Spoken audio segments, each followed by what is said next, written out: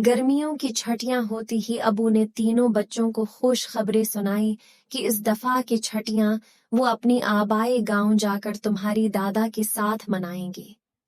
हसन, अहमद और उमर बहुत खुश हुए क्योंकि गांव जाकर झील पर सैर करने का उन्हें बहुत शौक था। अगले दिन झील पर पहुंचकर वो सब हैरान रह गए क्योंकि झील का मंजर उनके सोच के बरअक्स था। झील के ऊपर जा बजा प्लास्टिक की शापर जॉस की खाली डब्बी और पानी की खाली बोतलें तैर रही थीं।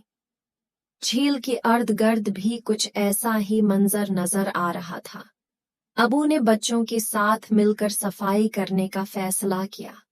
हसन और अहमद भागकर गाड़ी में गए और इन पहलों की खाली शापर ले आए जो वो सैर पर कहानी के लिए अपनी साथ लेकर आई थी।